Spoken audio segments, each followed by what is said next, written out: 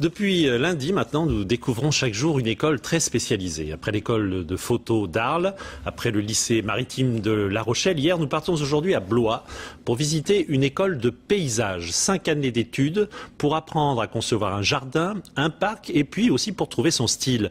Sylviane Mondé et Jean-Yves May nous y emmènent. David Gobot fut l'un des premiers ingénieurs à sortir de l'école de Blois en 2000.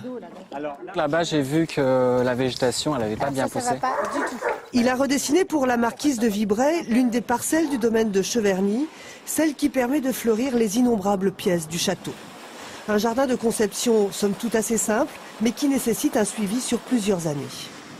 Un jardin, c'est pas quelque chose de figé, c'est pas comme un bâtiment. On est obligé de travailler tout le Donc temps. voilà, nous en plus on aime bien faire des essais. Les essais, ça marche pas. Là, il y a des choses qui n'ont pas marché, donc il faut revenir dessus. Dans un jardin, il y a toujours quelque chose qui ne va pas, donc je suis toujours obligée de l'appeler.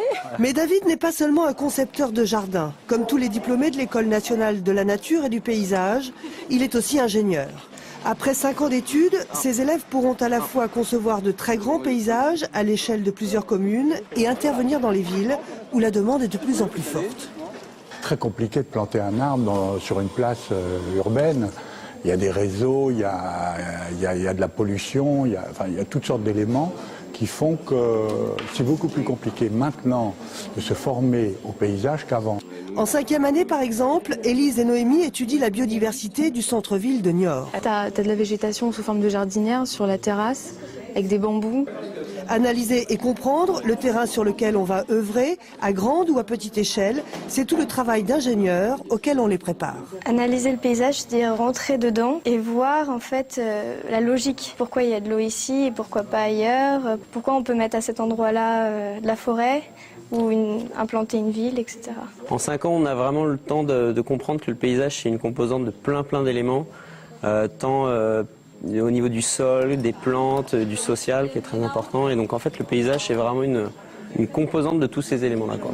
Reste la fibre artistique, l'autre grand axe de cette formation. Un voyage d'études d'1 semaine dans les Cévennes, c'est l'occasion pour les 4e années de réaliser de véritables œuvres d'art. Leur coup de crayon, les étudiants le travaillent en observant les plantes. Ici, faire un herbier, c'est avant tout cultiver son jardin secret et déjà définir son style de paysage. Chacun a un peu son mode d'utilisation de ces plantes-là. C'est ce qui nous permet de nous différencier de tel ou tel paysagiste. Des fleurs, des arbres pour constituer son vocabulaire, de solides bases techniques pour développer un projet autant en ville qu'à la campagne. Les paysagistes de demain ne sont plus tout à fait des jardiniers, plutôt des artistes contemporains. L'école du paysage à Blois et puis demain, une magnifique école de joaillerie.